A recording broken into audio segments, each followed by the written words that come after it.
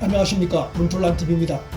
제3지대 대선 후보가 성공한 적 없다던 김종인이 비대위원장에서 물러난 지 일주일도 안 돼 국민의힘을 비난하며 금태섭과 함께 제3지대 신당 창당 움직임을 보이고 있어 윤석열 전 총장이 어떤 선택을 할지 관심이 모아지고 있는 가운데 윤 전 총장이 정치권의 러브콜에 대한 자신의 입장을 보다 구체적으로 밝혀 관심을 모으고 있습니다. 윤 전 총장은 최근 한 매체와 인터뷰에서 내가 어떻게 할지 정리가 돼야 정치권 인사를 만날 수 있지 않겠느냐고 밝혔습니다. 이 발언을 대선 도전을 아직 확정하지 않았다는 의미로 해석하는 것은 맞지 않습니다.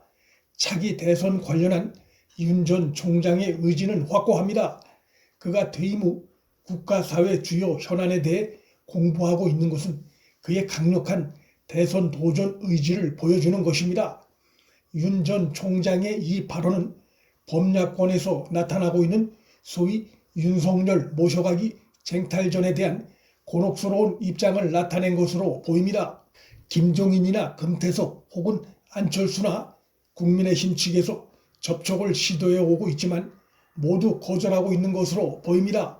그가 야권의 현실 정치권의 손을 쉽게 잡지 못하고 있는 이유는 윤 전 총장의 그 다음 발언에서 읽혀집니다. 여야 모두 당내 개혁이나 구조 변화를 모색하는 상황이 아니냐고 했는데 여야를 모두 거론하며 여당도 붙여 거론한 것은 사실 별 의미가 없는 것입니다. 윤 전 총장이 여당의 구조 변화에 대해 특별하게 신경을 쓸 이유는 없습니다. 거기엔 이재명도 있고 이낙연도 있고 무엇보다 민주당 정권은 자신과 검찰을 탄압한 문재인 등 세력의 당입니다. 문정권 세력과 조금이라도 손을 잡는다면 자신의 지지도 자체를 허물어뜨리는 것이고 부정하는 것이기 때문에 그런 가능성은 아예 없습니다. 그의 발언의 속내는 보궐선거 후 진행되는 국민의힘의 차기 지도부 구성과 국민의힘과 국민의당 통합 과정을 염두에 두고 한 것으로 봐야 합니다. 윤 전 총장이 야권의 구조 변화와 차기 지도부 구성에 관심을 갖는 이유는 강성 보수가 지도부가 될 경우 그가 들어설 공간이 좁아지기 때문입니다. 윤 전 총장은 정치를 오래 할 생각이 있어서 차기 대선을 염두에 둔 입장은 아닙니다. 그의 생각은 한국 사회의 상식과 정의, 법치주의를 허물어뜨린 현 문재인 정권의 연장은 반드시 막아야 하겠다는 생각으로 차기 대선에 나서려 하는 것으로 봐야 합니다. 그로선 이번이 처음이자 마지막 대권 도전이라 생각할 수 있고 그런 상황에서 강성 보수 지도부가 들어설 경우 그 당에 몸을 담았다가 자신의 계획 자체가 틀어질 수 있다는 우려를 할 수 있습니다. 국민의힘은 지금도 국민의당과 통합 후 전대를 주장하는 목소리가 다수이긴 하나 조경태 의원처럼 먼저 전당대회를 치르자고 주장하는 소수지만 목소리가 나오고 있습니다. 국민의당과 선통합 후 전대를 주장하는 측은 그렇게 해야 윤석열이 들어올 수 있는 정치 환경이 조성된다는 생각이고 반면에 선 전당대회론자들은 자강론을 앞세우는 것이고 윤석열에 대한 특별한 시각을 거부하는 목소리로 볼 수 있습니다. 야권 상황이 윤 전 총장이 조기에 힘을 실을 수 없는 상황이 되면 이것은 윤 전 총장으로선 먼 길을 돌아가야 하는 상황이 될 것입니다. 야권의 차기 지도부 구성 상황까지도 예의주시하고 있는 점들을 봤을 때 윤 전 총장의 정치 안목이 결코 간단치는 않다고 보입니다. 야권이 윤석열에 대한 단일 목소리가 아니고 각기 입장이 다른 상황에서 윤 전 총장으로선 선택의 고심을 할 수밖에 없습니다. 결국 내가 어떻게 할지 정리돼야 만날 수 있다는 그 말은 야권의 정리되는 상황을 좀 지켜본 후에 접촉하든지 행동에 나서겠다는 의미입니다. 내가 정치권 인사와 만나게 되면 밥만 먹고 헤어질 수는 없는 것 아니냐고 한 발언은 정치권과 접촉이 시작될 경우 차기 대선 관련한 구체적 플랜의 진전을 이뤄내야 한다는 의미가 담겨 있습니다.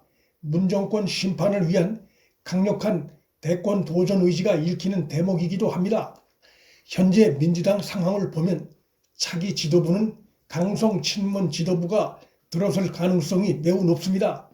당대표 후보들은 모두 대표적인 친문 인사들이고 원내대표 경선도 대표적 친문 강성인 윤호중이 현재 법사위원장인데다가 직전에 당 사무총장을 지냈기에 그간 언론에 거의 가려져 있던 박안주에 비해 여건상 유리한 입장에 놓여 있습니다. 이런 상황에서 국민의힘도 강성 보수가 지도부를 구성하게 되고 친박 비박 갈등이 재현되면 지난 보궐선거에서 국민의힘을 지지했던 중도층과 2030 세대가 떨어져 나갈 가능성이 있습니다.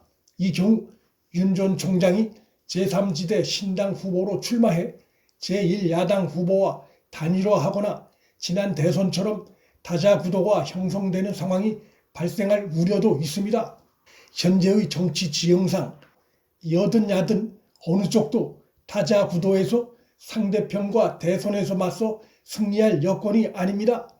여권엔 30%가 조금 넘는 콘크리트 지지층이 현존합니다. 이런 상황에서 야권이 분열되면 반드시 필패할 수밖에 없습니다. 야권이 갈라질 경우 보궐선거에서 지지를 보였던 중도층이 실망해 야권으로부터 떨어져 나갈 수 있어 지지도가 더 하락할 수 있습니다. 만일 이번에도 야권 후보 단일화를 거쳐야 하는 복잡한 상황이 전개된다면 그 단일화 시기는 제1야당 후보가 선출되기 전에 이뤄져야 합니다. 제1야당의 대선 후보가 일단 선출된 후에 단일화를 시도할 경우 실패할 가능성이 높습니다. 지난번 오세훈, 안철수 단일화는 두 후보의 단일화에 대한 강한 열망과 야당의 그간 누적된 선거 패배의 불안감이 배경이 됐던 것인데 이번 보궐선거로 연패 늪에서 벗어난 국민의힘이 그 위기감, 절박감이 많이 옅어진 상황에서 3자 구도로도 이길 수 있다는 생각이 고개를 들 수 있고 여당이 그런 상황을 노리고 있다고 볼 수 있습니다. 이런 상황은 야권 지지층을 힘들게 하는 것입니다. 윤석열 지지도는 그의 캐릭터나 기질, 언변, 무엇보다 그가 반문재인 정권의 상징적 인물이란 점에서 과거 고건이나 반기문과 같이 지지도가 포말처럼 사라졌던 인물들과는 근본적으로 다릅니다. 따라서 제1야당인 국민의힘은 우선적으로는 윤석열 전 총장 영입을 위한 당내 정치 환경을 조성하는 것이 가장 중요하고 당내 후보 확정 전 야권의 대선 후보 단일화를 매듭짓는 것이 매우 중요합니다. 이런 점에서 윤석열 전 총장의 야권 합류 시기는 국민의힘과 국민의당 통합 그리고 국민의힘 차기 지도부 구성에 달려있다고 볼 수 있습니다. 이것이 윤석열 전 총장이 최근 범야권에 보낸 시그널입니다. 문틀란TV 여기서 마칩니다. 시청해 주셔서 감사합니다.